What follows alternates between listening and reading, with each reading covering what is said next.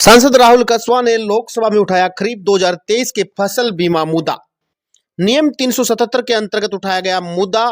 बता दें आपको, सांसद राहुल कसवा ने लोकसभा में नियम 377 के तहत चुरू संसदीय क्षेत्र में किसानों के द्वारा खरीफ 2023 के लंबित बीमा क्लेम का मुद्दा उठाया। उन्होंने कहा कि बकाया बीमा क्लेम हेतु किसानों द्वारा लगातार मांग उठाई जा रही है।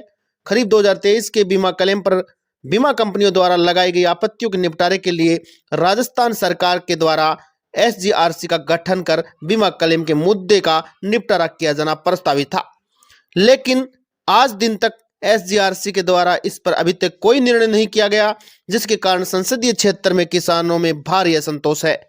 वह किसानों के द्वारा लगातार इस विषय को लेकर धरना प्रदर्शन किया जा रहा है। राज्य सरकार द्वारा एसजीआरसी की बैठक न करके लगातार किसानों के हितों के साथ कुठाराघात किया जा रहा है। उन्होंने कहा कि मेरा सदन से माध्यम से सरकार से अनुरोध है कि क्षेत्र के किसानों को इस उचित मांग को देखते हुए खरीफ 2023 के बीमा क्लेम के निपटारे हेतु जल्द से जल्द राजस्थान सरकार को निर्देशित किया जावे। राजस्थान सरकार द्वारा गठित एसजीआरसी द्वारा इस मुद्दे पर विचार करके किसान हित में निर्णय किया जाए और क्षेत्र के किसानों को खरीफ 2023 का बीमा क्लेम जल्द से जल्द जारी किया जाए। आपको बता दें, 2 दिन पहले राजगढ़ और कल सिद्धमुख के अंदर भी हैं वो किसान धरने पर बैठे हुए थे इन्हीं मांगों को लेकर। इसी के साथ साथ आज राहुल कसवा ने देश में 33 साल पहले नेशनल फैमिली हेल्थ सर्वे होने शुरू हुए, लेकिन बच्चों के अल्प पोषण जिसमें स्टेटिंग, वेस्टिंग और सूक्ष्म पोषक तत्वों की कमी के आंकड़े कम नहीं हो पाए, इस पर भी है वो सवाल उठाए हैं।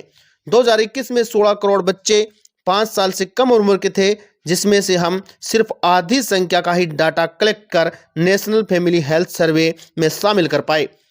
उन्होंने साफ तौर पर ये शब्द कहे हैं और उन्होंने ये भी कहा है ABHAID के अंदर देश में जन्म लेने वाले बच्चों का डाटा रखा जाए ताकि देश को कुपोषण से मुक्त कर सकें।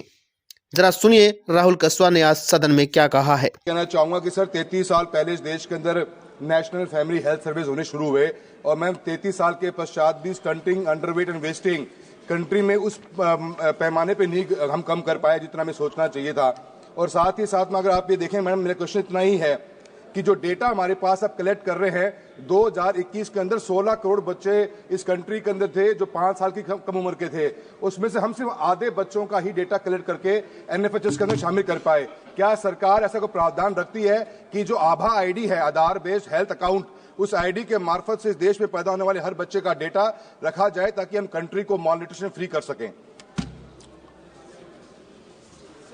महोदय, अभी जो सवाल आप उठाया है उन्होंने, तो निश्चित रूप से ये जो है मतलब ये लगातार, ये ऐसा नहीं है, इसमें चेंज लगातार हो रहा है, सुधार लगातार हो रहे हैं और उसके माध्यम से सिर्फ खान पान ही नहीं है, उसमें बहुत व्यवहार परिवर्तन भी इसका एक बड़ा वजह है।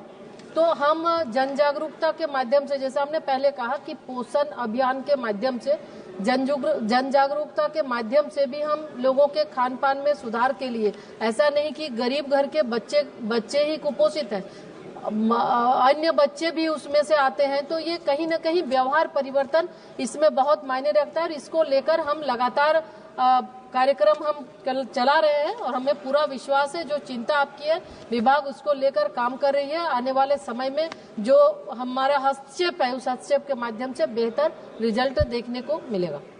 प्रश्नकाल समाप्त।